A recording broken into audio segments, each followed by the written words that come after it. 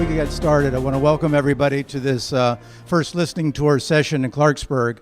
You should have in front of you a listening tour agenda handout, some surveys and some other material which I'll explain after the delegates welcome you to the session. But I'd like to introduce House Speaker who's with us tonight to welcome you all. Tim. Thank you.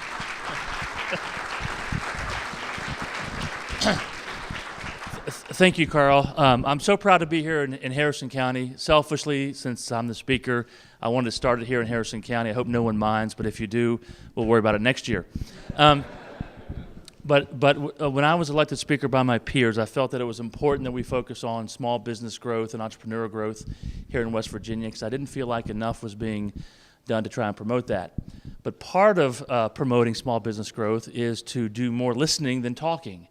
And so we want this to be a very meaningful experience, and we have 10 other cities we're going to visit around the state of West Virginia, and hopefully this will become an ongoing process. And of course we'll see some common themes probably at each stop, but each one of you have a variety of different backgrounds, different skill sets, different experiences, different businesses you're involved in, and it's our hope that you will share with us. We have some folks here who are going to share with you some successes they've had, but also share with you the hurdles they've encountered, some of which they've been able to overcome, some of which they've not been able to overcome. And it's our goal tonight to learn from you what some of those hurdles might be that we as a legislative body can address and hopefully remove for you and help small businesses and entrepreneurs flourish. Some of your concerns and hurdles might be a municipal hurdle that we can't do anything about. Maybe it's the local municipality, or maybe something the county is doing or not doing that's preventing you from succeeding as much as you otherwise would and could succeed. But we want this to be a very meaningful learning experience. Many times elected officials go around the state, have town hall meetings, and it's really more about them and less about what your thoughts are. We want this to be a very meaningful event. You have some documentation in front of you, so we want you to not be hesitant or shy about sharing your thoughts and concerns with us, because that's how we learn.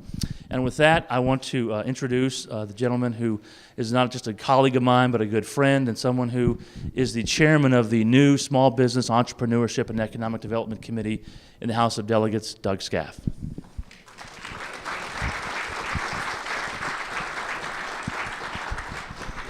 Well, thank you, Mr. Speaker, and thank you. This is fantastic. What a great way to kick this off. I knew he mentioned we were going to go to 10 cities, and he told me you worry about 2 through 10. I already know where the first stop was going to be. So I'm excited to be here tonight. I wanted to take a quick moment to introduce. We have over 15 delegates from the committee. Like the speaker said, this year what we did was, for the first time in the history of the House of Delegates that I can remember, he broke out from a small business, industry, energy, and labor committee and put the focus on a committee with small business, entrepreneurship, and economic development. So I'm just ecstatic that he chose me to be the chair. As a local small business owner in Charleston from Kanawha County, I look forward, and like you, I want to work firsthand, because I know what it's like to stay up at night on a Friday night to see how you're going to make payroll the next weekend. I know what it's like to go through a cyclical process and a seasonal process depending on what you sell and what you do. So we, as elected officials, can only assume what we can do to help move West Virginia forward, but to hear firsthand from you what we can do to help you succeed, grow, and expand, and continue to create jobs here in West Virginia. So thank you for all you do.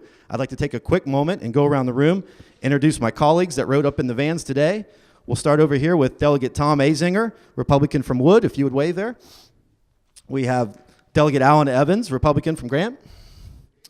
We have Barbara Fleschauer, Democrat from Mon County, back over here.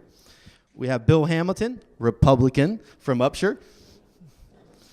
We have Tim Manchin from Marion, Tim Manchin, our Judiciary Chairman. Mike Mannypenny, Democrat from Taylor. We have Carol Miller, Republican from Cabell. We have Erica Storch from Ohio County. Ron Walters, my colleague from Kanawha. Larry Williams from Preston County. Larry. Our Majority Whip, Mr. Mike Caputo, that most of you know from Marion. We also have Vice Chair Jason Barrett, all the way from Berkeley County. And we have Vice Chairman Bill Hartman from Randolph. Let's give them a round of applause for making the trek up here today.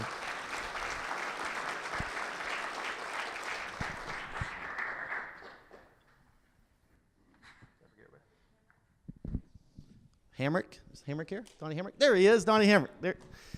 Let's give Hamrick a round of applause. Delegate Hamrick,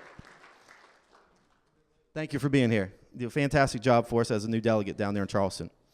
Well, I look forward to getting started, and enough from me. Now it's time to turn it over to you all and move this process forward, because we're here, like they said, and like the speaker said, to listen, learn, and do what we can to help you all. Thank you. Thank you, sir. If you look again on the agenda real quick, this is what we call a structured session so that we can collect as much information as we can. You see on this board here and the board in the back and on your agenda, a few couple of rules that we find very helpful when we have listening sessions, and that is that we share the floor, that we keep a good pace, and we're respectful. And we're not here tonight to debate issues or to give judgment to what people say. We're here to collect as many of the ideas that we can. So we hope that you'll kind of help us abide by that.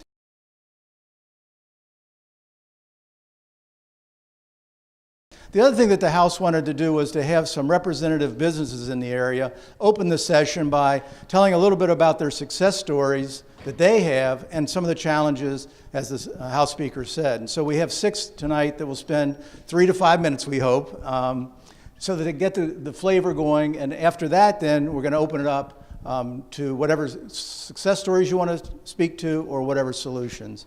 So hopefully we'll be able to start now. Nick, would you mind starting? Would maybe just go down the row here and give us a little bit about your success and challenges you may have.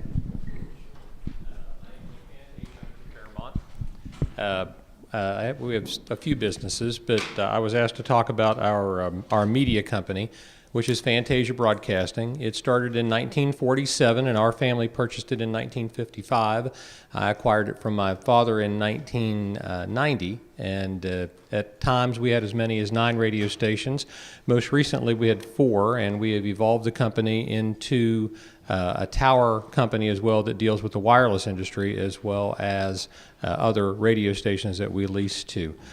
The successes that our company has achieved, I think, go hand in hand with the usual West Virginia success story. We were able to have a niche in the market because of being a family-owned business. Most of West Virginia businesses are a business that you put a face and a name to, as well as a product to. And when an owner's talking to an owner, as long as everybody's walking the walk after they talk the talk, it all seems to work out okay. And our business for 60 some years has certainly been a beneficiary of that.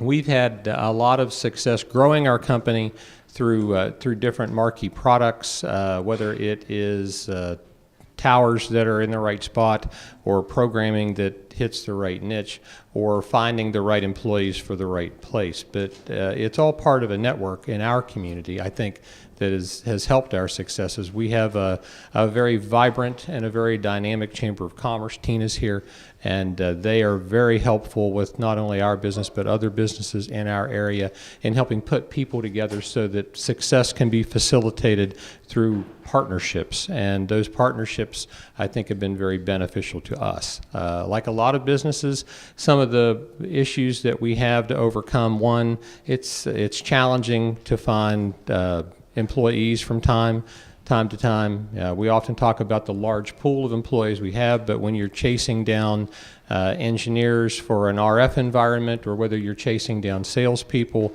or trying to pick up someone with an IT background, we probably, I don't know if it's through our community college system or through our 4-year college system, but there's probably some opportunities there that small business can take a look at to help the businesses that are out there more readily find the right employee and have the training in place, to make that work. Like a lot of small businesses, we've got some regulatory issues, and that can be something as complicated as when we're in the middle of a tower construction dealing with DEP, and I know you'll find this hard to believe, but culture and history, because we have to do an archaeology study on a project like that. Or it can be something just as simple as one experience we had. It took us 2 years to get through the workers' comp qualifications to get our folks qualified in a different environment than an air traffic controller, which they land planes and we play records. So it's kind of different.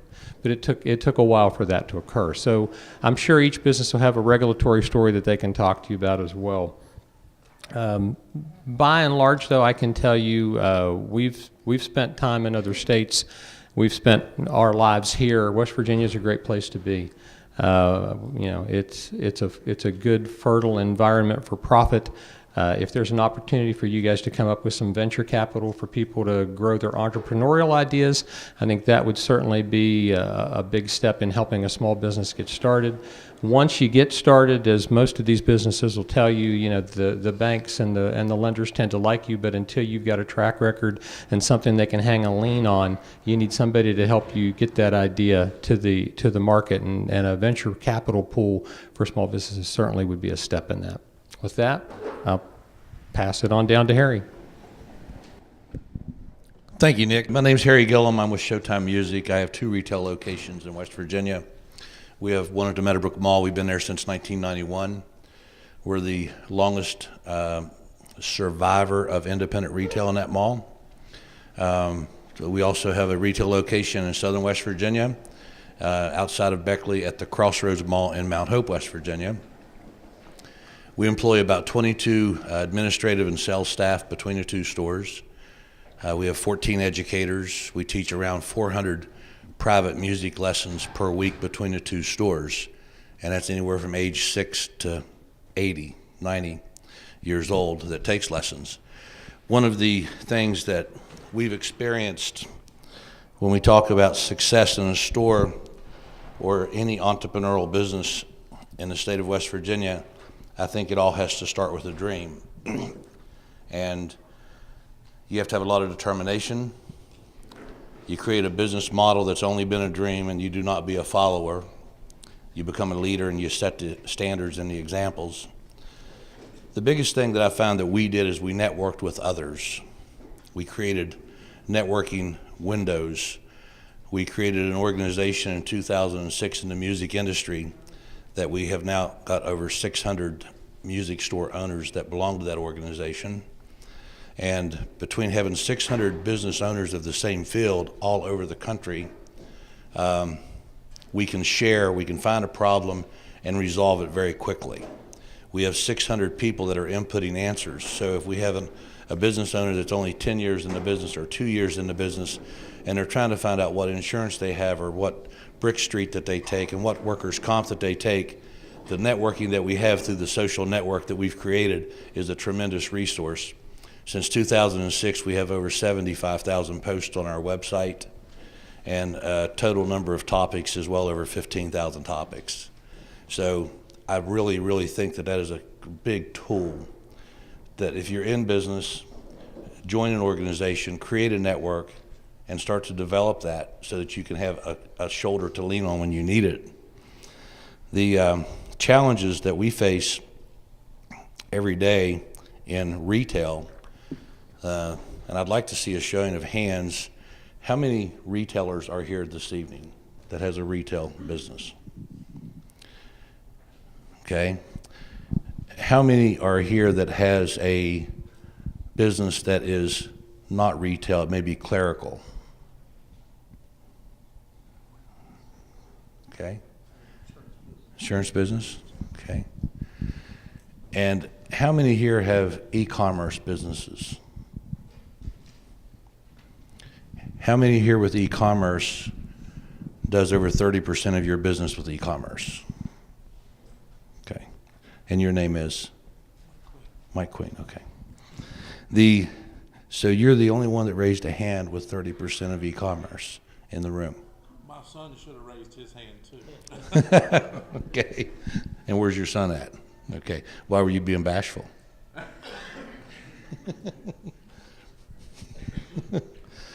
And with your e-commerce, do you do most of your business in West Virginia or outside of West Virginia? In West Virginia. And that's the one thing that I feel that we are burdened with on a daily basis is when you're a business operator, if you have a specialty service that you deal with, we have to deal with internet competition all over the world. And our competitors are not our local businesses in West Virginia anymore. It's the ones that are scattered all across the country. And which brings me to, I've always wanted to see an equal playing field, and I've pushed this button many times that internet needs to have a sales tax. Now, with a showing of hands, how many here has purchased something on the internet? That's the largest showing of hands in the room. Who here filled out your use tax form and sent the tax to the state of West Virginia? Come on, don't be bashful. One. Dolores, I saw your hand. Shame on you, you broke the whole program.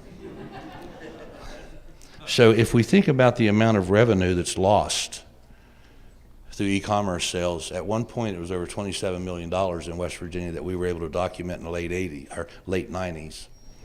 And I know that it's much more than that now. And that article was featured by WSAZ TV out of Huntington, West Virginia, is who brought that article in the late 90s to the table.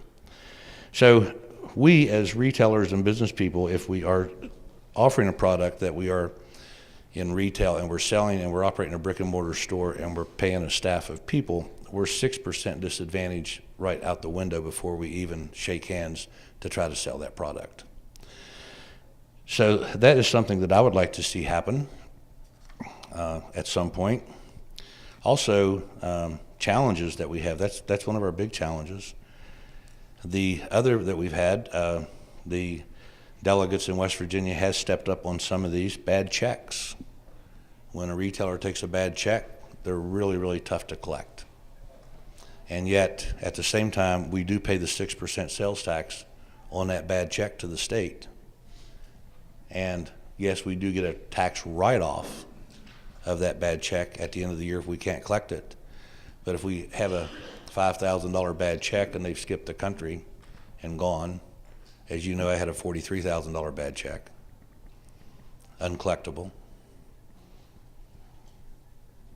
But you still pay the sales tax to the state on that.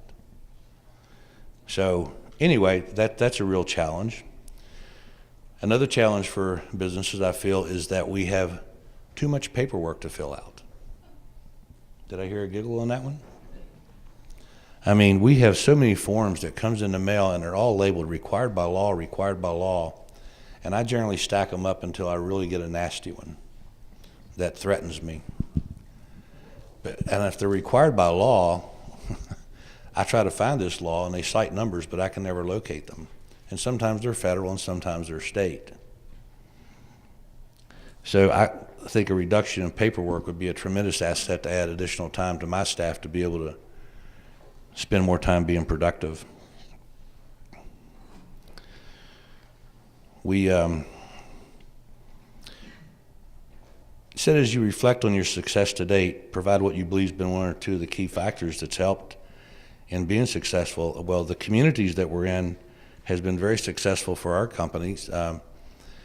Both communities are very musical. People in West Virginia are very, very loyal to a store. There's only 38 music stores in West Virginia, and by population, we're the most understaffed music retail state in the union out of 8,000 retailers and a population of 330 million people. So our 1.8 million plus or minus West Virginia residents is basically served by 31, 35 stores. We operate two of four that's considered full-line stores, which means we sell everything in the music industry, from a $50,000 grand piano to a 25-cent guitar pick. And there's nothing in our store that doesn't require customer service to come in, that the customer has to be waited on to buy just about everything. They need help. So it requires a big staff to make that. It's a very challenging business to be in. I always said if it was easy, then Sears and Walmart and everybody else would be in the music business, but they tried it and they failed. So it's a specialty business. And I think it's great that the customers want to do business on a local level. And what do we do to try to move forward in being an entrepreneur is we look for the next new thing. And give you an example of that.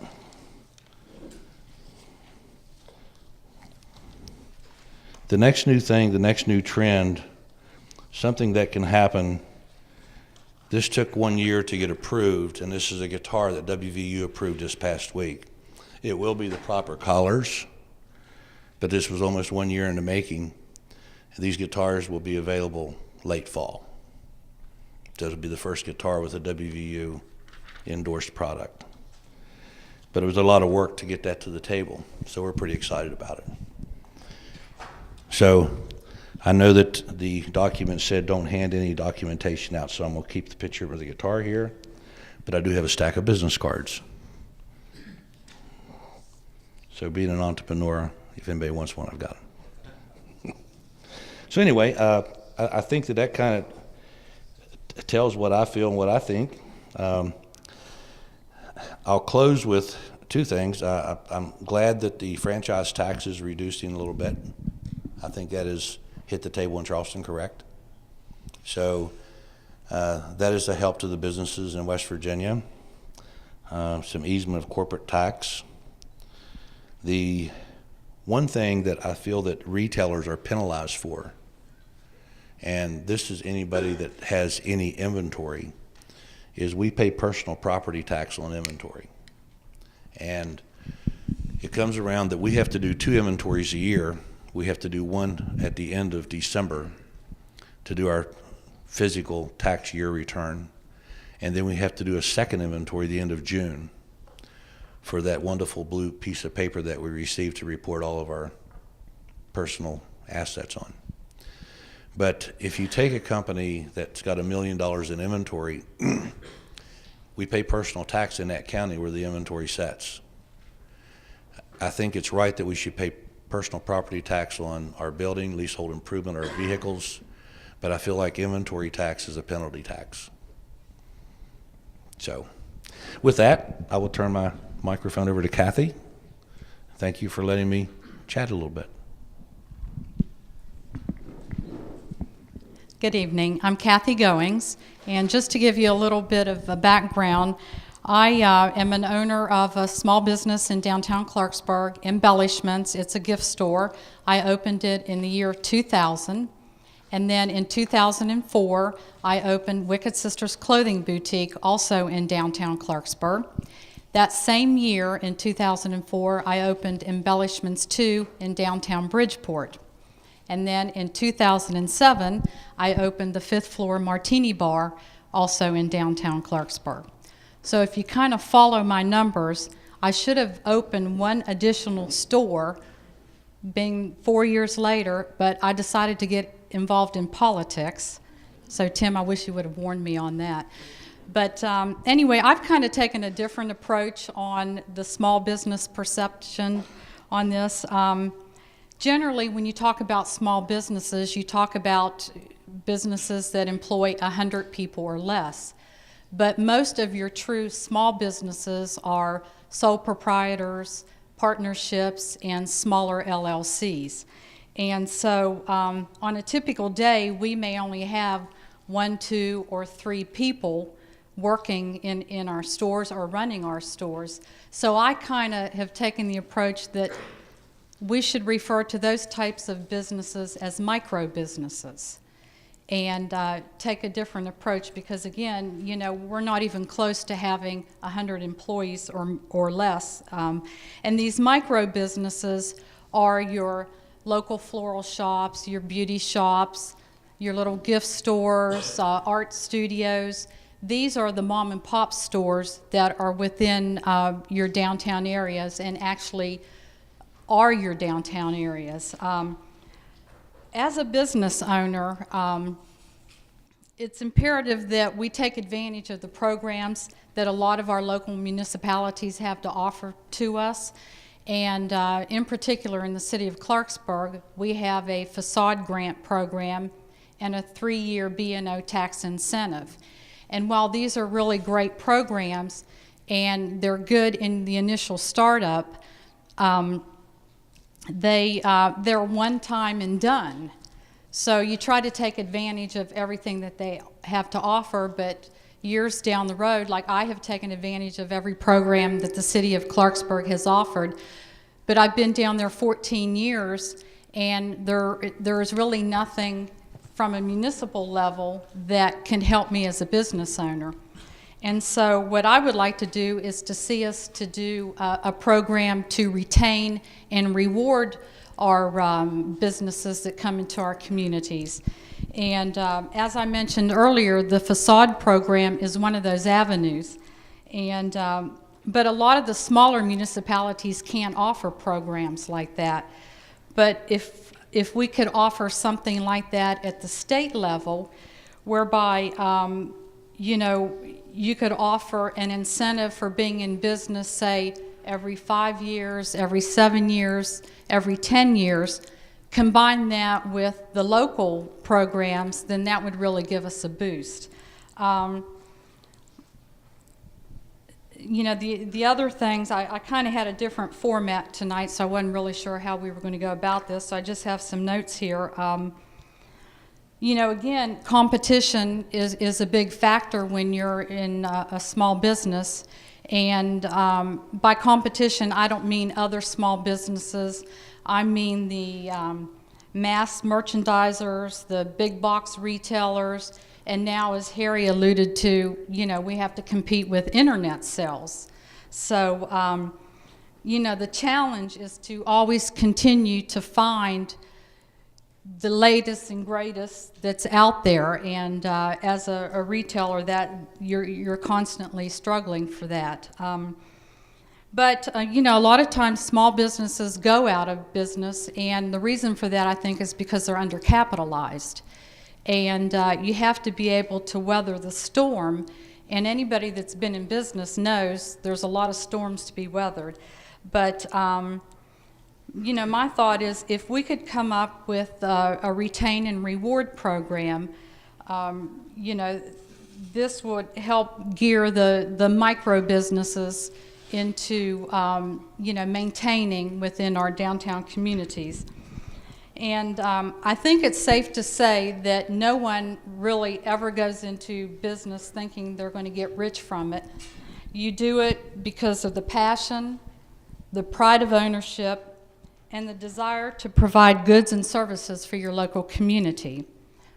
So my thought is, together, if we could work on a retain and reward program, then we could reward our local small businesses who have made such a commitment to our local communities.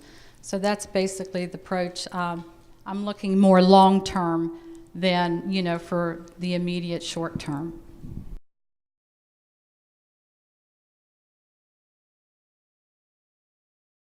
I'm Dr. Robert Martino, CEO of Wilson Martino Dental and EASW. I'll tell you what those are.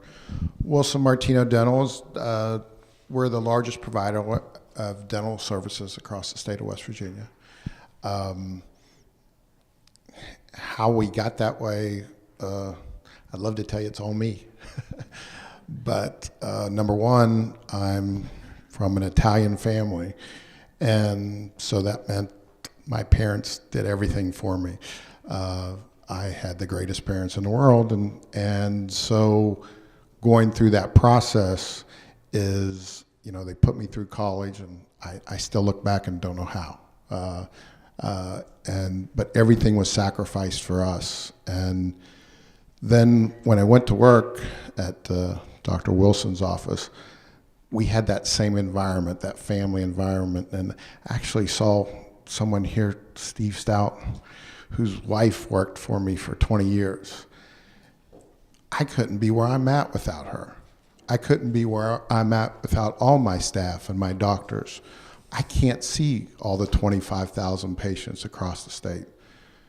If you want to know what's great about West Virginia, it's those people that put their time in every day, and I think we need to support them more. And I think that's, you know, I love the support that we're getting, but I love Tim, that you're doing this for us, but I think if we can train them better. I have another company. It's a national company. It's called EASW. It's Engines and Airframe Solutions Worldwide. Actually, it's a worldwide company.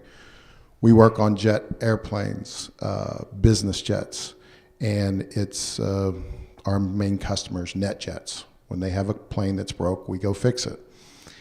It's attracting talent. That's our biggest struggle, and in my dental offices too. I'm desperate for an oral surgeon. I'd love to have one. It's tough to attract them to here to West Virginia.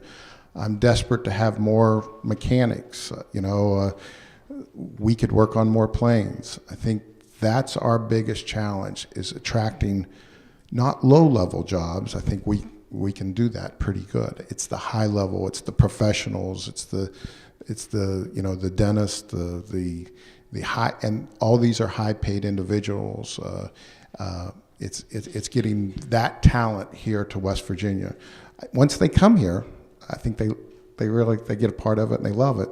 But to get them to first visit here and be a part of the community, and I think being in Clarksburg and Bridgeport, we have good schools, so that attracts them.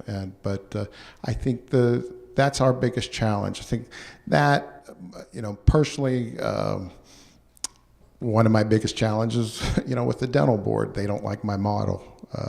They're made up of single dentists. They don't like, that we're a corporation dental organization. So that can be challenging at times, but the way we overcome it, we just understand that's just part of business, and to get through it. But I think for us as I'm sure many of the small businesses although we have a great workforce, we need more of a talented workforce for more educated in the things. We have probably one of the best secrets in West Virginia is our airport. Our airport has probably 2,000 jobs here, and these are well-paid jobs. Before I got involved, I lived here all my life and didn't know that was here. And the more that we can, I know all the businesses out there are looking for more talent. So the more talent that we get, I think the more that we can grow. So thank you. Thanks for listening. Appreciate it. Ben? My name is Ben Queen. I'm a freshman at West Virginia University. And in 8th grade, I started Ben Queen Photography. Back then, it was taking pictures at sporting events, selling them to parents for $1 a piece. So the business experience then wasn't what it is now. I grew up, expanded that business, built a new website with CityNet, a local, very talented people, and grew that business to where other young amateur photographers can post their pictures for sale online without having to do anything else. They can post those pictures. 60% of the total sales goes to them. We handle everything else. It gave other people an option to sell their stuff without having to pay $15,000 for a website. I hope to grow that more back in high school, but I had to go to high school. So a lot of the pressure on me to grow that, I stayed up late on Fridays shooting basketball games and figuring out how I can be the next Steve Cutright, the next Mr. Alvarez. Those guys inspire young people like me because they've done it. They're walking examples of what I want to be when I grow up. So sophomore and junior year of high school 2 years ago, I started shooting for media outlets, expanding my coverage personally. Senior year, I was able to grow my business to where I had 5 freelance photographers working for me, shooting these sports events that I couldn't be at, either because I was shooting a Bridgeport game or studying for a test or different things like that, being a kid for once. So senior year, I graduated. I was able to bring those freelance photographers with me, and now I give them the opportunity to shoot on their free time at night, making $75, $100 an assignment. So now I have 5 freelance photographers shooting, making $500 a week, and that's where I want to grow my business. And the one thing that I'd like to see is young entrepreneurship taught younger in high school. When I was in 8th grade, I was pushed by my teachers to start this website. They saw potential in me. They saw that I had the talent. The $1 pictures might not have been that good, but I promise they've gotten better. But I've been able to grow that with people in this room. I know a lot of people in this room. They've given me support. But for that 8th grade teacher, I was just another student. I was just a kid taking pictures, trying to be like the professionals. And that's what I want to do in a year or so. Build a business to where it gives those freelance photographers, adults, 30, 40, 50 years old, the opportunity to I want to give them a full-time job. People who've been laid off from employment in Morgantown, coming to an 18-year-old, 19 now, that I want that opportunity. I want to see younger kids like me given the opportunity to do great things, start their own business. It's not encouraged. Another struggle of mine, people look down on 17, 16-year-old kids who want to start their business. I was encouraged. This county's been great for me to start my own business, but I'd love to see entrepreneurship taught. It's great. We have a program at WVU now for juniors and seniors in college, but I'd like to see business classes, young entrepreneur classes taught in a freshman in high school. Give that opportunity to a kid like me who, like any other teacher would say, that I was just another kid. They're doing their job, but they gave me the opportunity to make a career out of it. So somebody like myself, you get pictures published in the Clarksburg Exponent. It's a pretty big deal for a 16-year-old. Pictures published for West Virginia Metro News, New York Times, USA Today.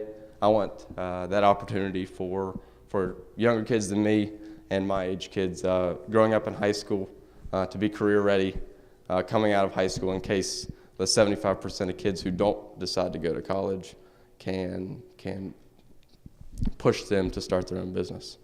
Thanks.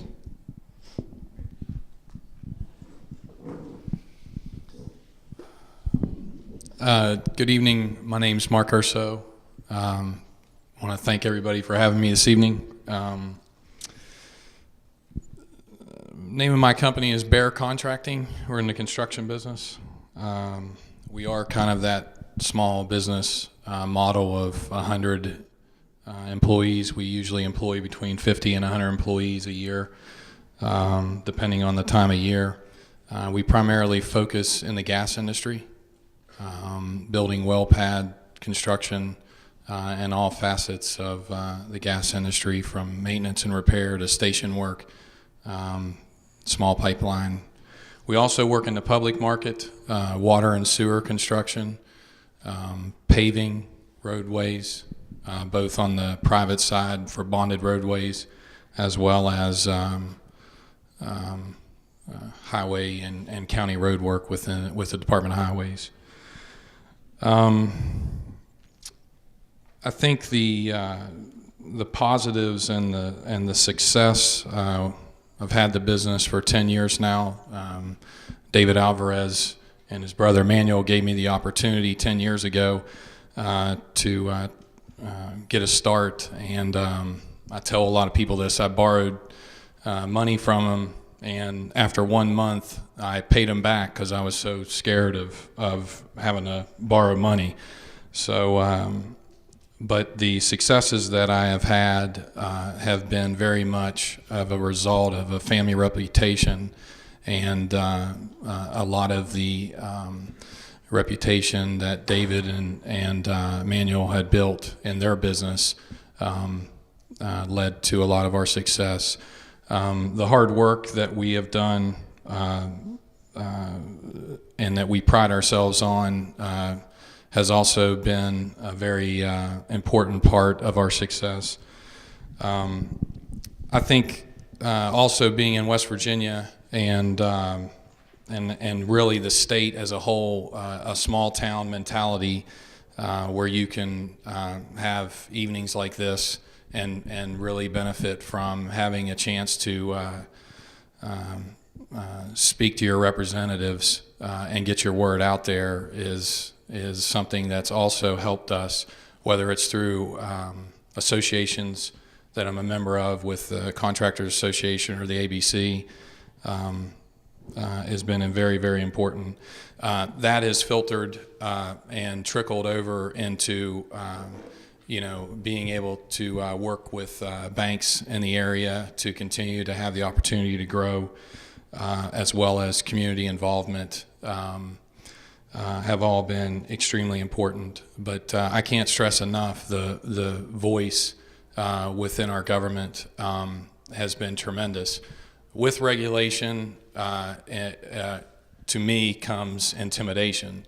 And to be able to go to somebody like Speaker Miley or Doug or Sam Can, I refer to a lot of times as one of my mentors, and be able to walk into their office in Charleston and say, I don't completely understand this, and they explain it to me and give me their time and say, hey, the guy you're going to be meeting with is a great guy. He's a big Mountaineer fan or whatever. Really kind of breaks the ice and has been extremely important. So please continue as you travel to put your arms around the businesses that are trying to succeed. Challenges, obviously, in our industry is the regulations.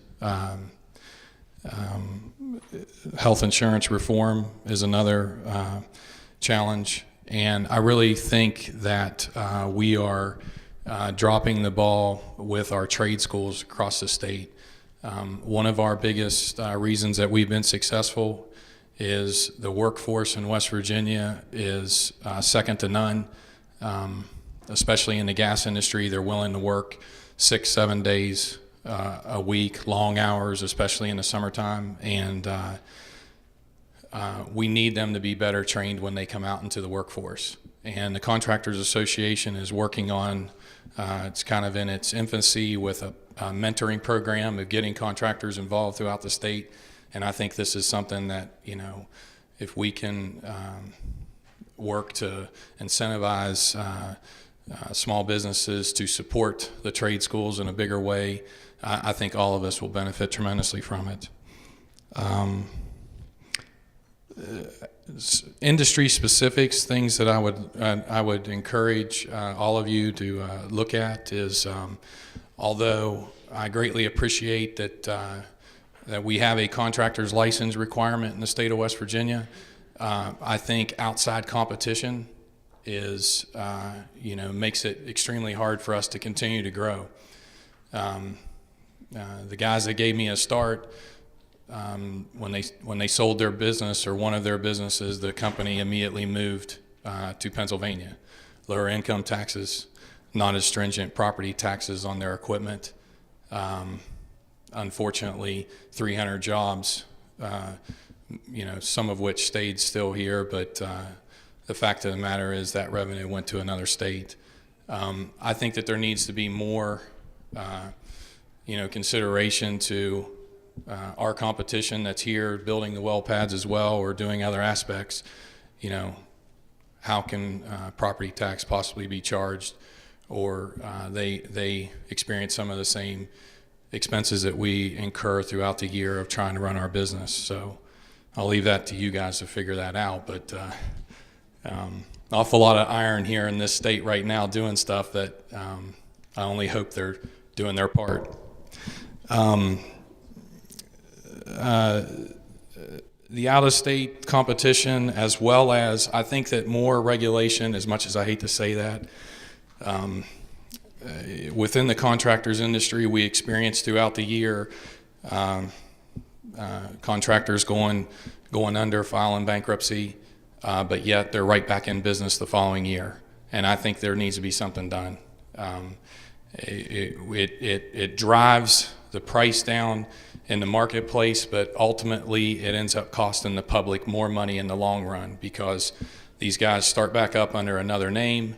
They're still incapable of bidding projects the proper way and making sure that that they do a good job for the public entity, and we've seen it time and time again. So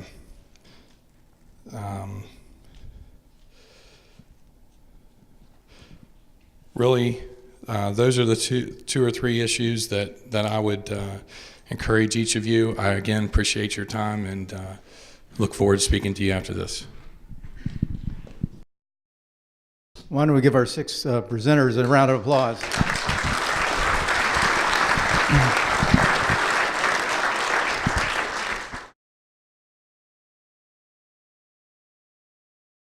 We'd like to open it up now to somebody that has a success or somebody that has a solution. We'll try and, again, be as brief and direct as we can. I saw a hand back here. Matt, are you ready? Good evening, everybody. I'm Frank Angotti. A lot of you know me here. I own a little restaurant called Chunky's. We opened in 1978. We're the oldest hot delivery service in the area. We started square pizzas, 20-inch subs, a lot of different sandwiches. I think the key to some of our success is that we say we make everything but a hot dog, and we can deliver it. And, of course, you all know this week is Heart-Shaped Pizza Week, and I think I'm the only one that can do that. But anyway, I served in the legislature like you all, and I've got a couple ideas I'd like to pass on to you and be brief about it. I talked to a few of you earlier this week. I understand that we finally passed the raise in minimum wage, and I applaud you for that. My few employees make a lot more than what you're going to pay by 2016, but that's how you keep good employees. You have to share what you make, and we try to do that. I'd like to see you go one step further, and I hope it's not too late. I think I missed the last day to amend the bill. I did call down, but I'm not having much luck. I think you didn't go far enough with wait staff for people to come in and make $2.30 to $3 an hour, and you, the customer, subsidize that franchise owner's wages by tipping is wrong. They should be at least making $7.25 right now if that's minimum wage.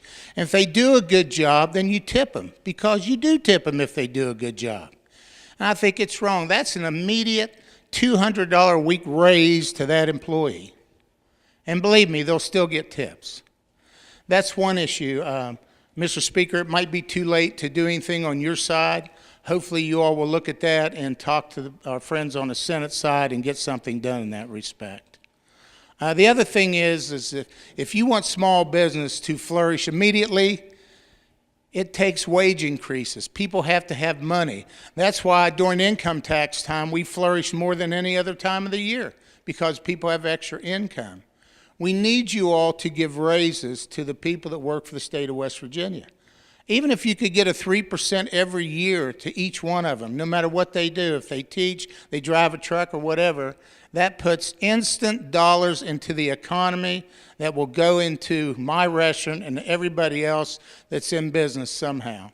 My name is Court Hill. I work for Fesco Ltd. We're an oil and gas service company. We started up here because our manager, named Jack Cooper, dreamed of being able to come back to West Virginia, create jobs, and create opportunities for the people that live there. He's a native of Beckley. He served in the military for 21 years, and he wanted to come back. Since 2009, we have grown. We now have over 50 employees working for us. We recently opened a $4 million facility, and our reputation in the oil and gas industry has never been better in this region. We have people calling us from all over the tri-state area because they want us on their wells. That's, our success story. We share it with the local people. We do everything we can and have never had to go outside of this state to hire workers. We hire all local people from Harrison County. We have, I mean, everyone that works for us is now a native of West Virginia, and even if they weren't before. We bring people here even if they weren't from here. The biggest problem that we have is trying to find people that are willing to work the long hours.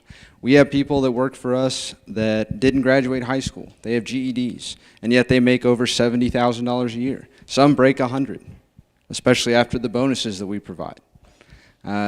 But we can't get them to stay. The state here sometimes gives the people the means to live without wanting to work. It's not a matter of they can't work. That's understandable. But able-bodied people that can don't always have to. They have the ability to live a comfortable life without ever having to work. And don't get me wrong, the people that work here work incredibly hard. We live out on location, myself included. I've spent up to 44 days living out on a camper in sub-zero temperatures, working 12-hour shifts for weeks on end. And the people that work with me are some of the hardest working people that I know. And I applaud them for that, and I appreciate their work. But it's still not enough. We could hire tomorrow 100 people and keep those people busy. We would not, I mean, the jobs, we turn down more jobs every month than we take because we don't have the people there willing to work. And that's something that we've tried and tried to get. Another problem, and I know you wanted a specific example, some of the regulations that we encounter stifle those local businesses.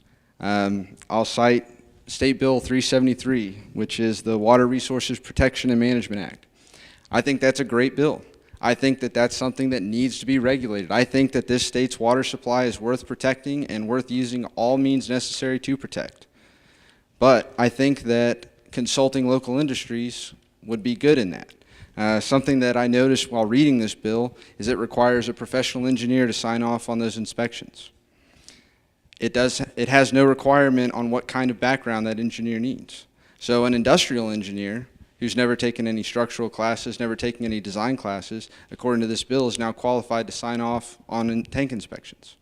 Meanwhile, there's a nationally regulated committee called the American Petroleum Institute. They have a certification known as 653 that is for tank inspections.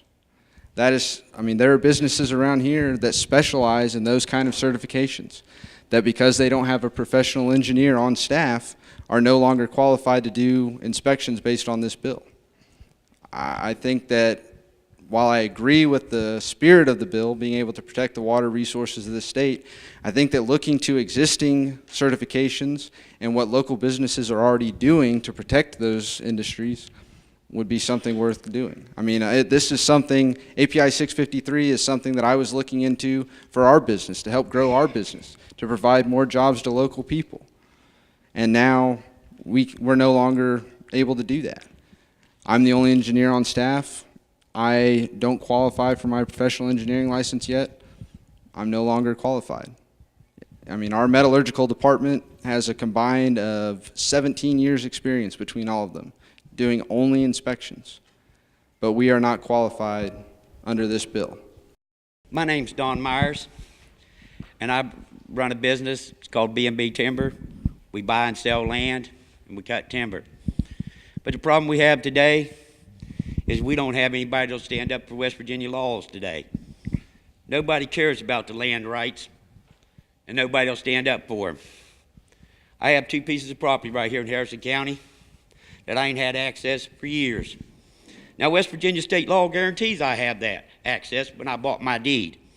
I've been paying taxes on it all those years. As a matter of fact, one of my pieces of property, I am parcel number 32. The guy that shut the right-of-way off to my piece of property is 32A.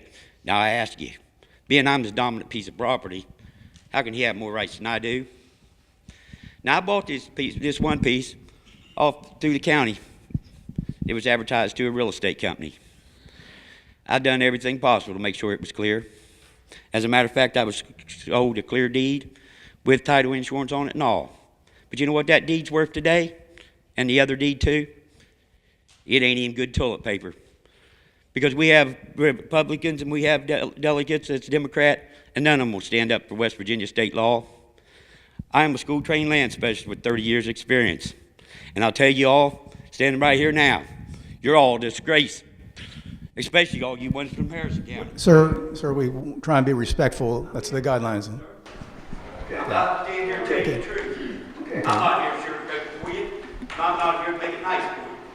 We have a major problem with the laws here in West Virginia when it comes to landowners. Okay, we own land in West Virginia. Your deed ain't no good neither, because we don't have anybody to stand behind it. Sorry you're so upset, sir. We have, in my family, it's a close-owned corporation. We have 4 corporations: Lumberport, Shinston Gas, Blacksville Oil and Gas. We have about 5,200 customers in 5 counties. And we have 2 small production companies. And when laws are made in West Virginia and regulations by the legislature, the laws that apply to the large producers that are non-domestic corporations, that is, not incorporated in West Virginia, which we have been for 105 years. We feel for us to grow, we need a little bit of break. It's pocket change to them. It's a lot of money to us, but we're a union shop, and we're proud of that, and we do good work. We're nationally awarded pipeline safety and so forth.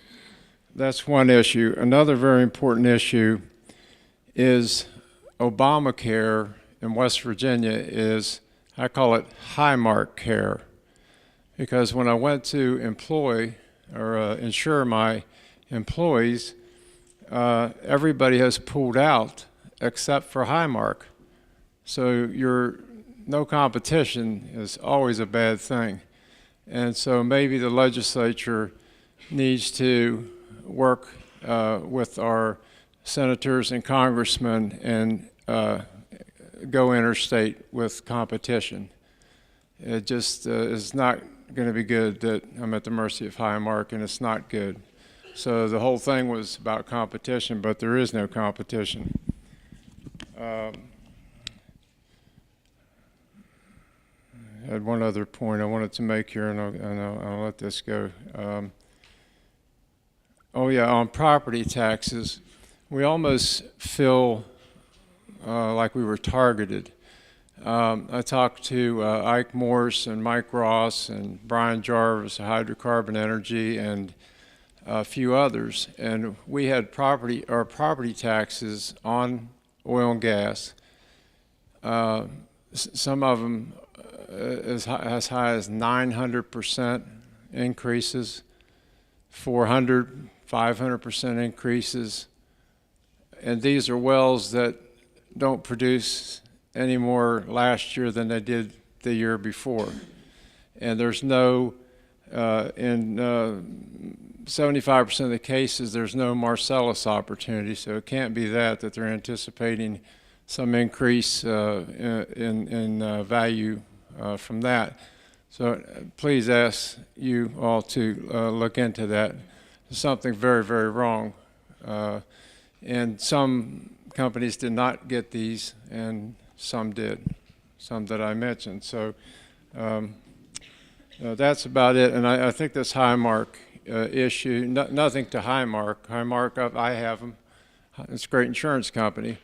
But I think not having any competition, when that was the whole idea of the Affordable Care Act, is going to make it unaffordable, because I've tried to get decreases by putting a group together, and it's actually turning out to be increases.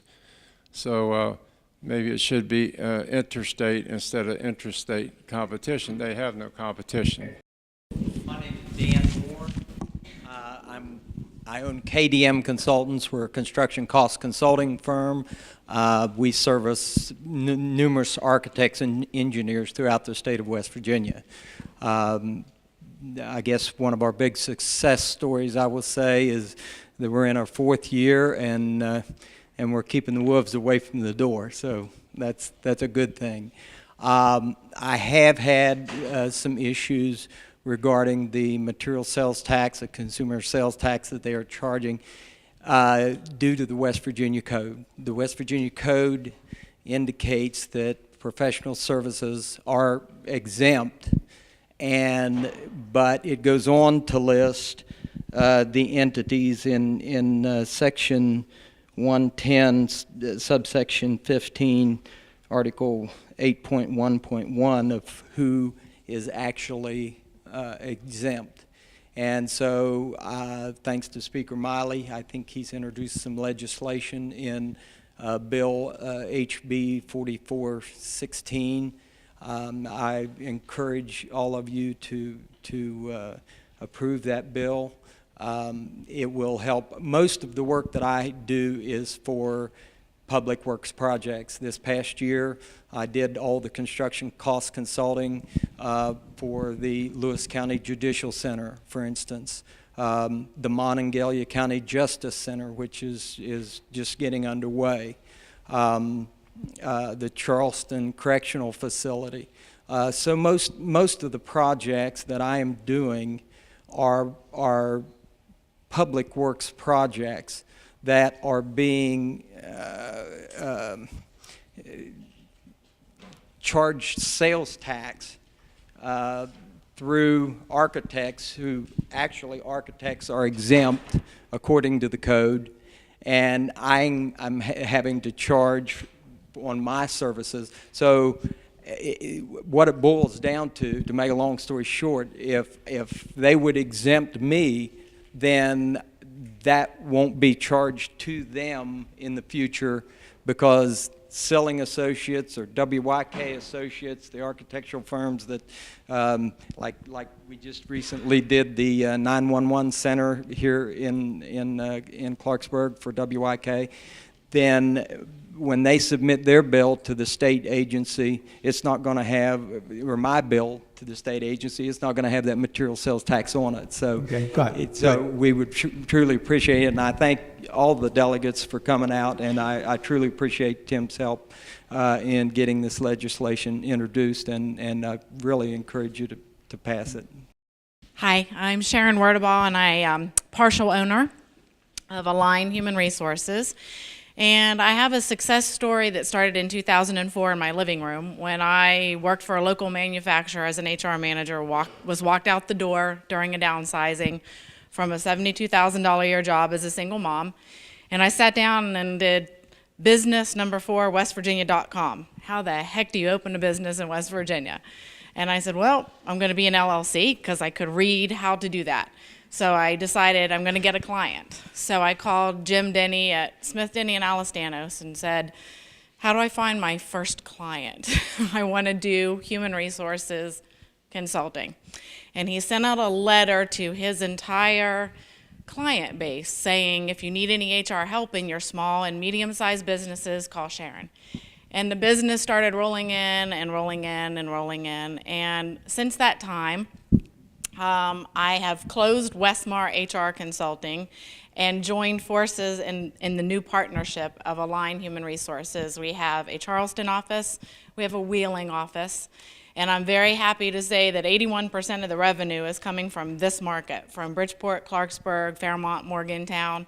And a lot of the people sitting in this room are either our clients, our mentors, they've provided resources for us. And it's great to be able to work in West Virginia and work your connections and form a reputation and grow your business because you work hard and you do work your connection. The chamber helps, the conference center helps. Everybody is there to help, and being able to network is awesome. We do have a dynamic chamber, and that's fantastic. We work a lot with Christina Oliver and the Small Business Association. She has helped with us so much. The two guys from the SBDC in Charleston, we work with Doug Spalding a lot. We work with Terry Cyphers a lot. A lot of you business owners may not know that there's this thing out there called the Fintel report that the SBDC gave us, and it's basically an industry comparison by size, by industry that you're in, and it tells you what those other businesses are making, what their financial reports look like, what their income statements look like, and you can kind of start to figure out how to grow your business to mirror image with those. So there's a ton of resources out there. The 3 challenges that I have that I would ask for your help on are being in multiple locations in the state, multiple cities, clients all over the state, figuring out the B&O tax. We're paying somebody about $1,200 a month to sit there and tell us which rate we pay based upon where the client was, where the work was done from, which one of our offices, and it doesn't seem like it should be that labor intensive, and it's really painful to go through that exercise. I ask that you help encourage traditional lenders to give line of credit to small businesses. I was in business as Westmar HR Consulting for 9 years. My business partner was in business for 12 years, but because we just opened our doors July 1 as the new formed business, we've been turned down by 3 lenders for a small $25,000 to $50,000 line of credit. And I think there should be some incentive for them working with small businesses. And the last one is in regards to drug screenings. We're in human resources, so we write policies for clients like Mark Urso and help them get drug policies and programs in place to protect their jobs. But in the courtrooms right now, we're hearing in West Virginia specifically that we're being turned away now from doing post-employment accident testing in a lot of industries. It's a breach of people's privacy, and that you can't go and do as many post-accident drug screenings anymore unless there's a reason to suspect that they're under the influence. And the days of being able to do pre-employment drug testing on everybody and random testing on more people and post-accident drug screenings every time somebody wrecks a forklift or damages a bunch of property would be a significant help to keeping jobs in the state. Hi, everybody. I'm Melissa Loader with the Small Business Administration, and our mission is to help small businesses start, grow, and succeed. And my job is to help small businesses get government contracts. The federal government spent $1.2 billion in the state of West Virginia last year, of which 23% is required to go to small businesses. We get a lot of calls from large businesses who are looking for small businesses because they are required to do 23% of that contract with small businesses. There's not a database that I can go to find small businesses in West Virginia. So my first suggestion is a quick fix, and that would be to have legislative code to put a box on the form for your business license and business renewal, and that box would be check here if you're a small business. You could even add a couple of more boxes that said, let us check if you're a woman-owned small business, a veteran-owned small business, or a small disadvantaged business. These are categories that are required for these contractors to do business with small business. The other area is there needs to be some accountability or follow-through. Apparently, a lot of contractors who have received large awards have to advertise. For example, the municipality of Clarksburg has to do an advertisement for bids. Women and minorities are encouraged to respond. Then what happens? Nothing. There isn't any follow-through. There isn't any enforcement. There isn't any accountability that looks into, did they actually use a minority business or a woman-owned business or a veteran-owned business for this contract? So what's the use to having women and minorities are encouraged to submit a bid if there's no follow-through? So I would encourage the committee, the Small Business Committee, to take a look at that and get some sort of system in place that would help with the follow-throughs. My name is Mike Queen. I have the honor to see me being Ben Queen's dad. He's done the best job that he could to raise me up to use technology. And as a school board member the last 8 years and president the last 2, I can tell you that there are opportunities abound in our public school system that we really need to take advantage of when it comes time to introducing our students to entrepreneurship, to business principles, especially when we know as a fact, as legislators and as parents and community leaders, that 70% of our students don't get college degrees. So there's an opportunity and a challenge for us in the public school system to introduce those students to business principles. And I can say that Ben, for one, would be just another kid with a camera had it not been for teachers who took their own time after school in most cases to introduce kids to technology and emerging technology and changing technology. E-commerce is a growing cottage industry, if you will. There are a lot of opportunities, a lot of wonderful opportunities in our state, in our school system, for these students with their ideas and their apps. My son got me an iPhone for Christmas and had to teach me how to turn it on vibrate before I came in here. I mean, these students understand the apps, they understand the applications, they understand how technology makes our life easier, and the business opportunities that are there. It is incredible to sit in a high school class of computer students and listen to what they have to say about their ideas, what they'd like to see as far as technology is concerned. And the next Bill Gates, the next Zuckerberg may be sitting right here in one of our public school systems. We have the infrastructure. This legislature and former legislatures have invested in the broadband. We have world-class website development groups like CityNet that can teach our kids and be resources for our students. The problem is our teachers just don't have time. Our teachers don't have the time or given the opportunity to work with students, and it needs to become part of our public school curriculum, especially our middle school, our secondary curriculum. So when you're talking, those of you who are on the education committee, as I was once, I'm a recovering legislator, I think that education needs to play its role in economic development and let them embrace the technologies available in our schools and encourage these kids to think outside the box, because most of them will not get college degrees and all of them understand the technology. So once they leave school, they may have opportunities to come up with some idea that's worth millions. We hope that's the case. I'm Scott Duarte, and back in 2006, I moved back to the area to help open up and create CP Hospitality with Charles Point developer Jamie Corton. We opened Bridgeport Conference Center. Bridgeport Conference Center was the second business, really, in that almost that entire exit out there 8 years ago. If you can see now, a lot has changed since then. I'm here today just to talk about some of the growth that we've had. We've opened 3 companies since then.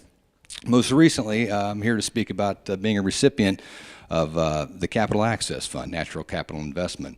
Most recently, we opened a coal-fired pizzeria, Mia Margarita, out of Charles Point. A high-risk business, the restaurant business, and you guys in that plan took a risk on us, and 17, 20,000 pizzas later, it's been about 10 weeks, we're doing okay, so we appreciate that. A lot of help from our folks in the area. Sharon word about HR system, it's been great. They help us a lot with what it is that we do out there. But I'd like to just ask you to hopefully keep supporting those programs. I mean, they help us in the restaurant business, the hospitality business. We manage hotels and conference centers. It helps us do what we do, and it's important. Challenges for us, workforce development. Workforce development in this area is difficult. The hospitality industry, you almost have to grow them organically or have them move out and come back in years past to get the talent pool that you need. Additionally, marketing, public relations is important to us, and I know that there's funding available through Capital Access to help improve websites, improve marketing, and different graphic programs like that. So again, we appreciate your support. Keep the funding coming. I don't have a heart-shaped pizza yet, Chunky, but I'm gonna work on it. Good evening. My name is Mike Kwasniewski. I'm with the Charm Farm down in Randolph County, and I'd like to start with a success story. We're not entirely successful in it yet, but the ball has been rolling, and it pertains to slaughtering chickens. So that's one aspect of my business. I process free-range birds on the farm.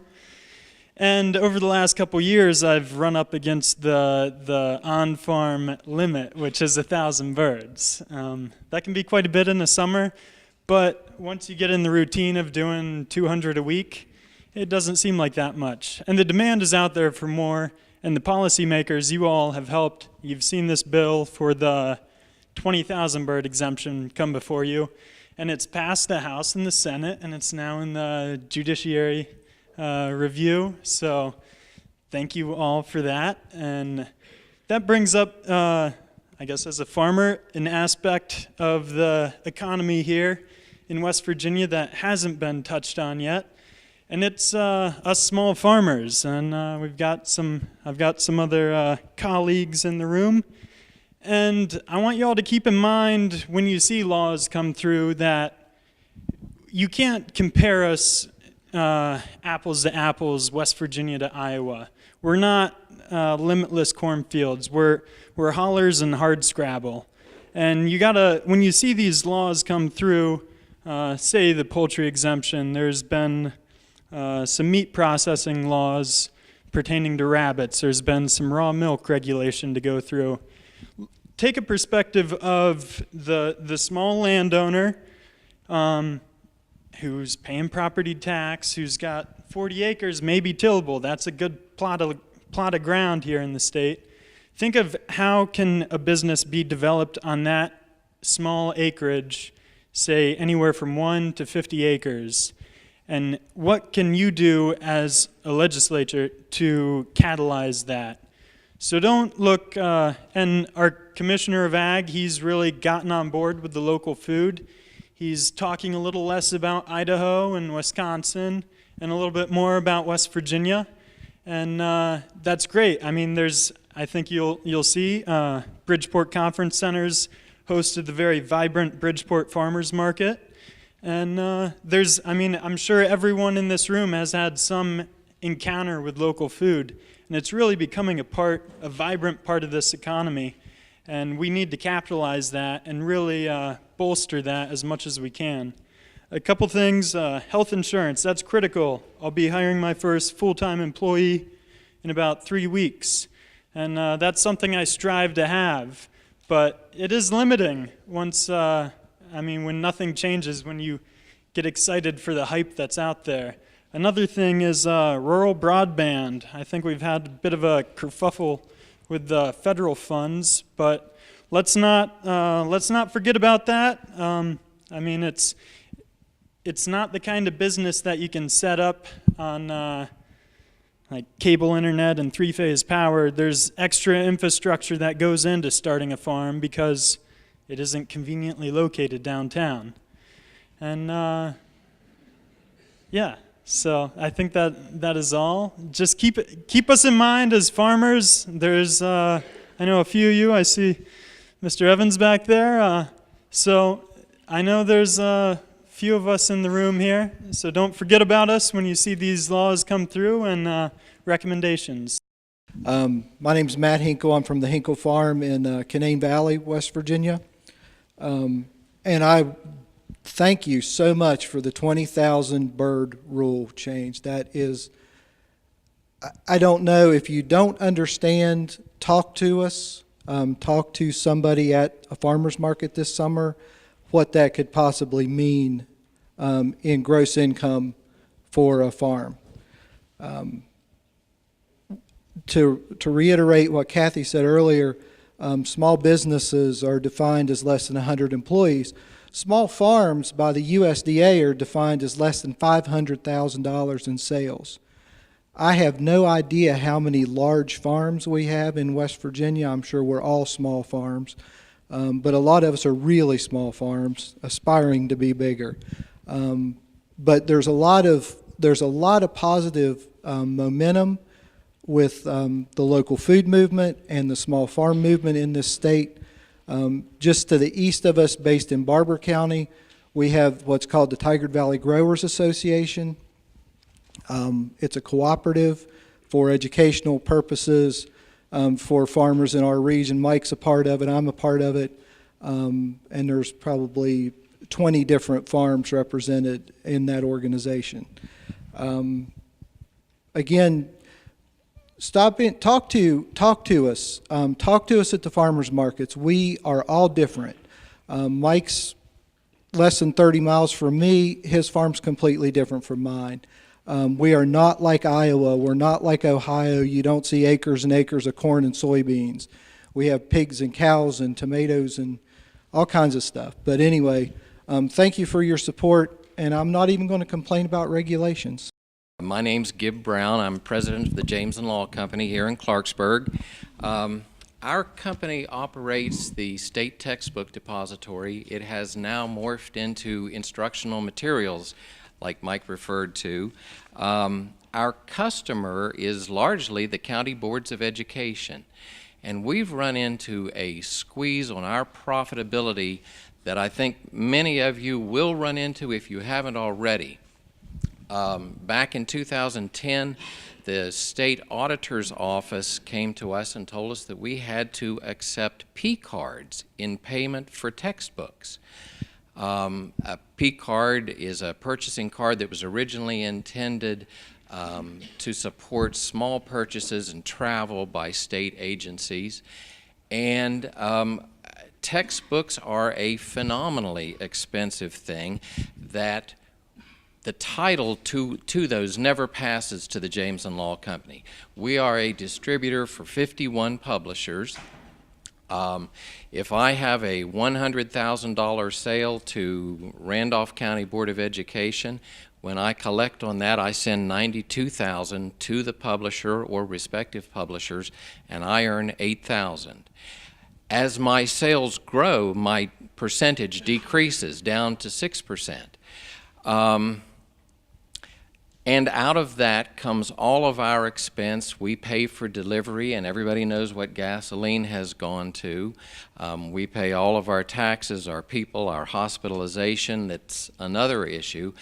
But along comes the auditor's office telling us we have to pay a 2.3% processing fee. So my profitability on this year's sales, we had $18.5 million in sales on the calendar year. On that $100,000 sale I referred to, our net profitability because of that sliding scale has dropped to 6.4%. So if we subtract 2.3% off of that, we're earning 4.3%, which is not sustainable. Now, the company's been around for 117 years. We've supplied textbooks to all 55 districts for 101 years now, and the state auditor's office is squeezing me to the point where I may not be able to sustain that segment of my business. So I don't know what the legislature can do to help me, but it's all in this Purchasing Policies and Procedures Manual for Local Education Agencies, stipulating what the terms are. I held districts off for a couple of years by saying, I know that the utilities are not accepting P cards in payment for gas and electric and so on. I know the large commodity suppliers were not accepting them. But in this latest version, those loopholes have been closed. It specifically refers to utilities and commodities suppliers that they cannot pass those 2.3% processing fees on to their customers. You have to absorb it. And in my case, absorbing 2.3 is a terrific expense. Hi, my name's Steve McElroy. I'm from Bridgeport, retired from the HVAC industry. I'd like to talk about judicial reform.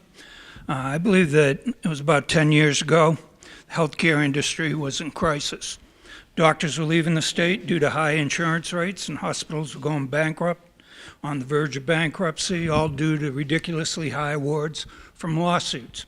At that time, to their credit, the West Virginia legislature made the judicial reforms that stopped this. These judicial reforms made West Virginia business friendly for the healthcare industry.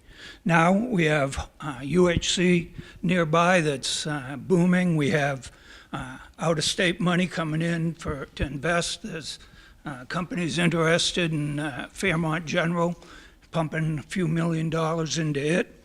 And there were no regulation reforms and no special health care court needed, and no $1 million tax breaks offered to out-of-state businesses, only judicial reform.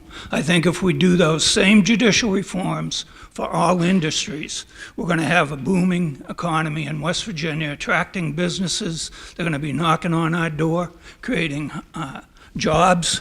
And the solution for all businesses in West Virginia is more consumers. And more jobs, more businesses will produce that for West Virginia. You know, I think probably one of the greatest things in business is the power of networking, and what you guys doing coming up in your busy schedule. You run the state in 30 days or 60-day session, and taking time out of your busy schedules is much appreciated. I do have some landlocked property. I appreciate your frustration. These guys are the people's representatives, and everybody's got different views. What I will tell you is, when I look at what we're doing as a state, from the standpoint of a small business, I'm going to tell you my griefs. And I'm perceived as a large business, but I have many small businesses. Our roads, it's expensive to drive our cars on our roads when we're getting flat tires every day in these potholes. Keep it simple, you know. We're looking at ways to fund our road system. I look at what Harry brought up about the internet sales tax. Boy, what a great way for us to put money into the economy and help fix our roads. There's a lot of great ideas, but having you guys up here means a lot to us as a community. I mean, I know many of you, hey, we don't think alike, but at the end of the day, we all have the same goal, to have a better West Virginia, and I appreciate everybody being here. Van Allsburg, I'm the general manager for Frontier Communications for North Central West Virginia. How many of you know of somebody who's moved back to West Virginia after leaving for 10, 15, 20 years? A lot. And there's a lot more out there. Just today I extended an offer to a gentleman who's from Fairmont, 12-year military veteran. He's going to be a great asset to my team. And I just posed the question, what if we were known as the state where military veterans were to come for jobs? What if we were known to be the state that was known to be, if you're a military veteran and you want to start a small business, this is the state to come to? Just some what ifs. I'm Dina Keener with I-79 Development Council, and we tell a lot of great stories because we work predominantly in North Central West Virginia, and we have a lot of diversity and a lot of strong industries. The past 2 days we have spent at the aerospace complex here talking to the companies, and I have heard from nearly everyone who spoke about the disconnect and the lack of strength with workforce. And that disconnect. And the West Virginia Department of Education has created simulated workplaces that are taking place. They rolled out 22 of them in September, and they are a huge success. So anything that you can do to further that mission, the 3-year goal is for all 46 of our career and technical centers throughout the state to have multiple focused simulated workplaces. And these youth not only learn the skill set, but they learn how to run the business. They create their own HR. They create their own time clocks. We even, and Dr. D'Antoni is the originator of this, and she can tell you success story after success story, and they've only run one semester. But she has a team who has come to her and wanted to know if they could develop a certification because they willingly drug test, the youth do. And they would like to have a certification developed that they tested clean for 2 years, so that they can go out and they can use that as an advantage in the industry. So we don't have a problem with a lot of our youth. They just need the right outlet. We spent 2 days at the aerospace industry. We talked to Pratt Whitney. We talked to Bombardier. We talked to Aurora. All of them have entry-level positions that a high school education qualified person can come in. There's places for them to advance themselves And one of the unique things about the aerospace complex here is those are career jobs. You can go in with a high school education. They will further educate you. They will further train you, and you can spend your entire career with these industries. And they're multinational industries. So strengthening that simulated workplace initiative across the state is a win for everyone. I'm Patricia Lee, and I direct the Entrepreneurship and Innovation Law Clinic over at the College of Law in Morgantown. And first, thank you for doing this listening tour. It's been helpful to me also to hear all the comments. I wanted to talk about something slightly different. We first of all, a success. The WVU College of Law has an Entrepreneurship and Innovation Law Clinic that also received some funding from the Benedum Foundation. But over the years, the law students have been representing in transactional and intellectual property related matters entrepreneurs throughout the state of West Virginia. We have a little heat map so you can see where, everywhere all throughout the state we've represented people. And what we have found in terms of some of the challenges, that we believe that access to capital is still a challenge for the micro groups, and so we would suggest some kind of encouragement of other micro programs throughout the state. And also another challenge, infrastructure is a challenge. One of the solutions that we have relates to maybe possibly embracing or considering looking at what the Department of Commerce's focus is this year. Now, they have 3 focus points. Trade, which would be, grow local, but export global. And I think if there's more growth local and more exports, that could really raise the revenues through the state. A second is to look at the data. There's so much data that can be captured, whether it's from the Commerce Department, the Census Department, NOAA, Ag, in terms of the farmers, so much capital that data that can be captured, which could give rise to new opportunities. And then the other is innovation. To look at innovation, whether that's in manufacturing and other sectors. So we have those recommendations. We would hope that you continue to support, as you have already done, the West Virginia University College of Law and all of its clinical programs that provide many pro bono services to the state. My name's Bob Gribben. I work for the Fairmont Community Development Partnership, and it's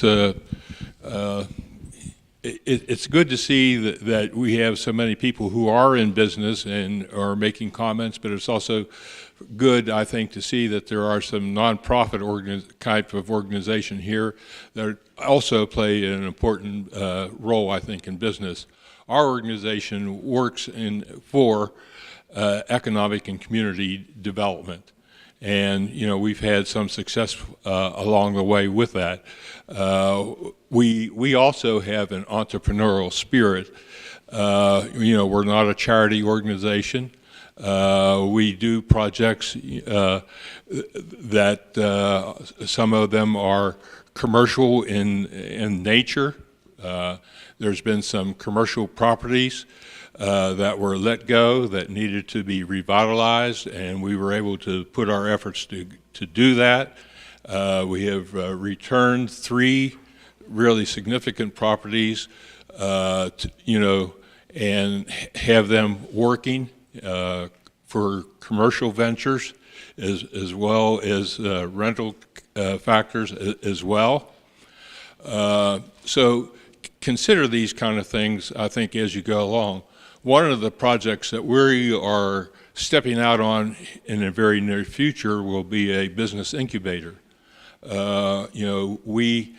We have a property that we have located that we're going to be able to revitalize, and we're going to open up at a business incubator. And believe me, we'll need a lot of people like yourselves who are in real business to be working with us, because that is the support and help that will be needed to make those successful ventures. Thank you very much. My name is Ida Sardarella. I'm the Dean of the Business School at WVU, and I want to commend the speaker as well as the other delegates here for this great event.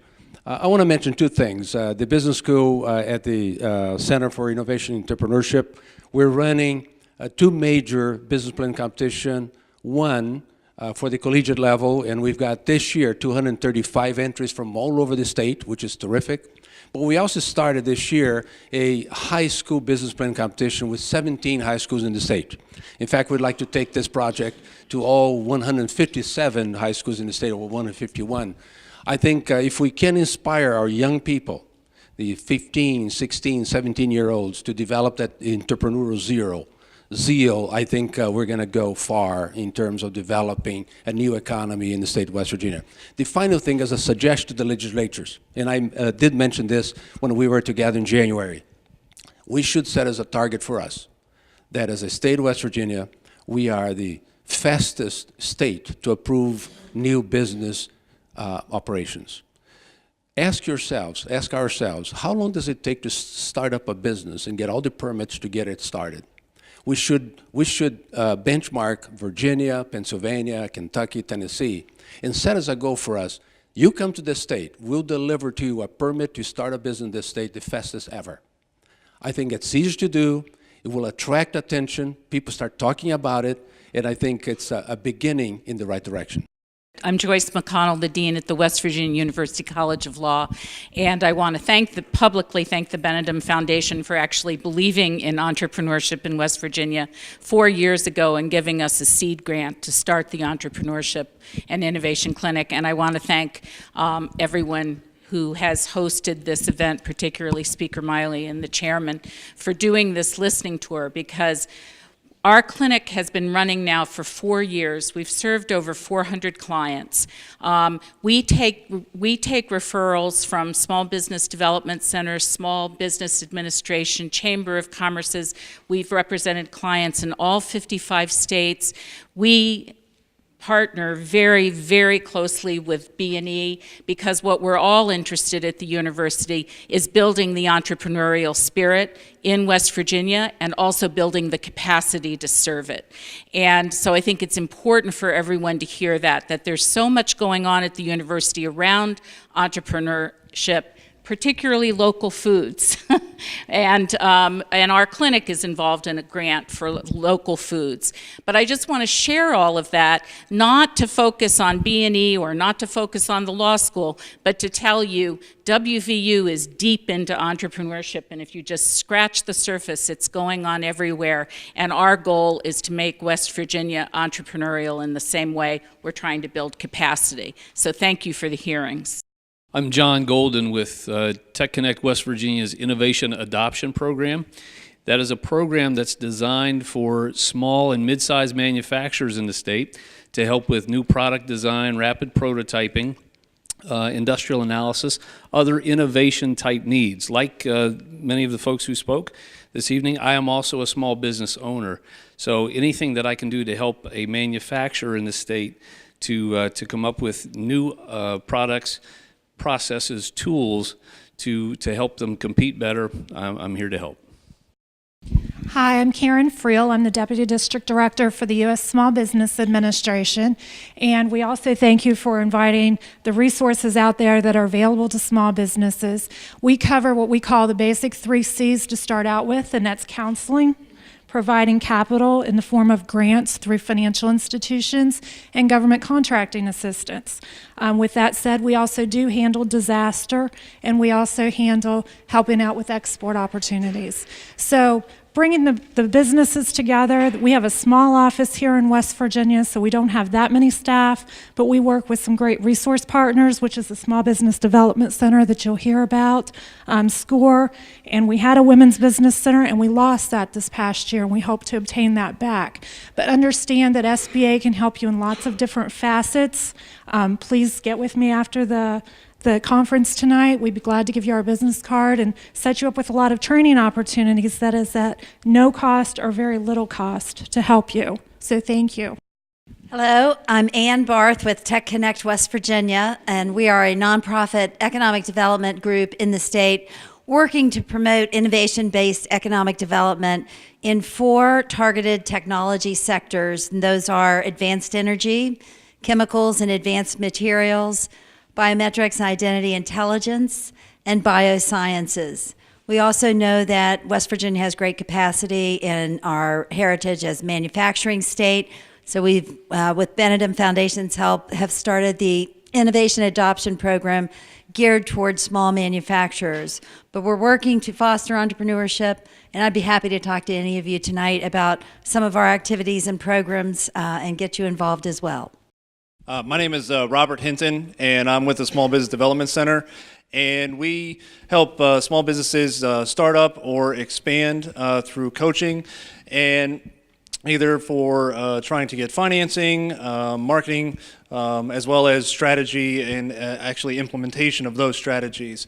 And I'm here with Christina Oliver as well, and she is the state director, I'm sure you knew. Thank you, Rob. I wanted Rob to speak because he's the local face here. I want to thank you all for putting this on tonight because this has just been phenomenal.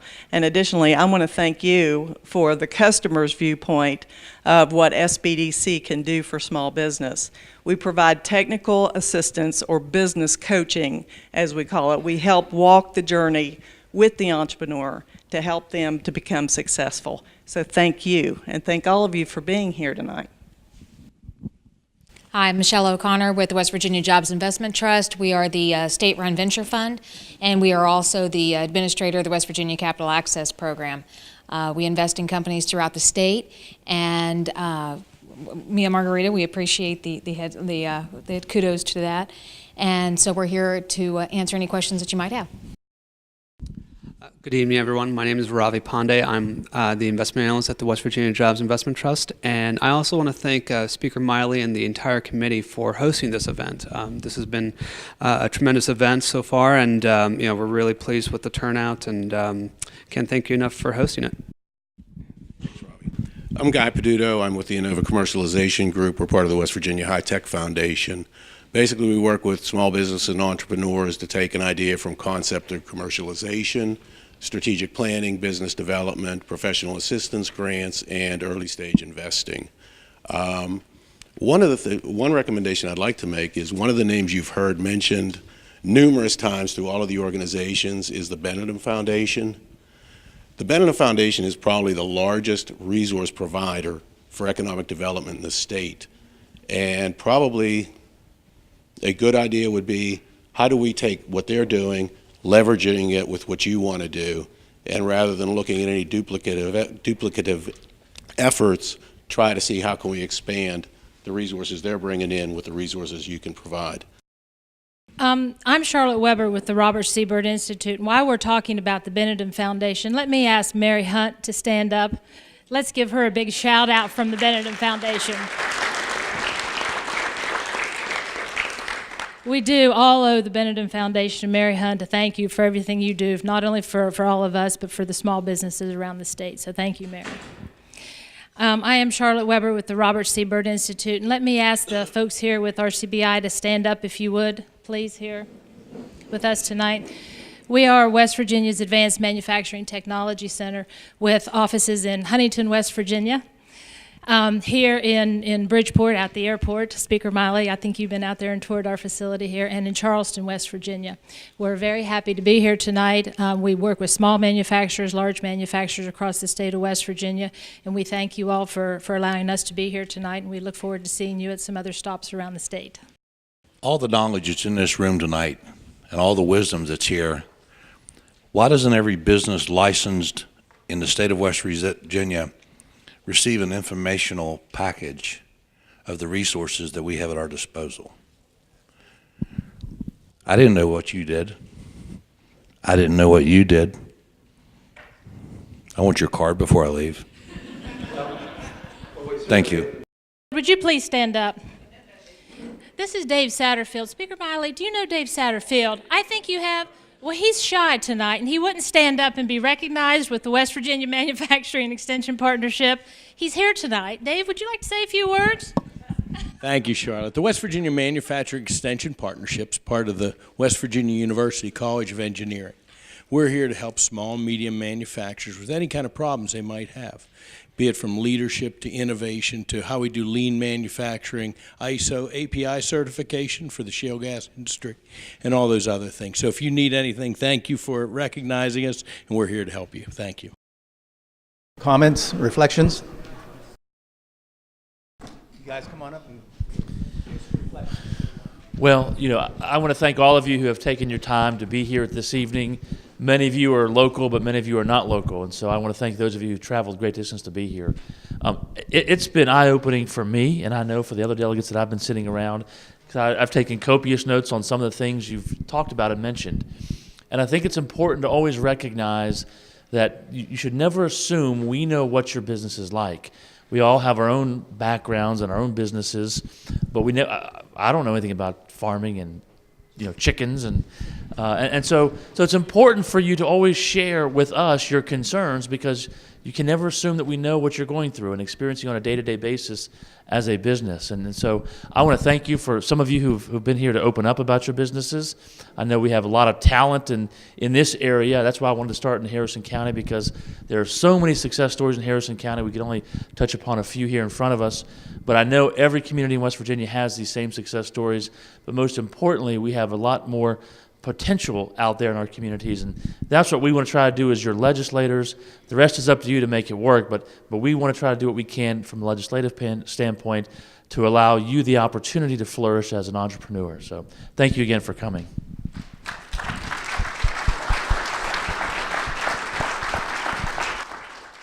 I just want to echo Speaker Malley. I mean, you have a native son here who's a big fan of this region, and he brags about North Central West Virginia, and now we know why. You have a fantastic group of people out here, and you all should be commended. Let's give them a round of applause.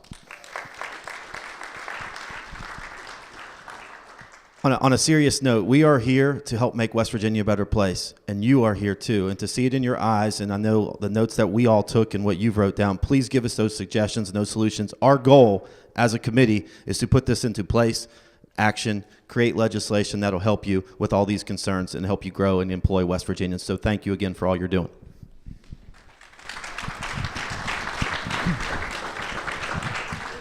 Okay, well, that ends it, but please take advantage of the providers that are here, even if it's just to exchange cards and set up an appointment. Thank you.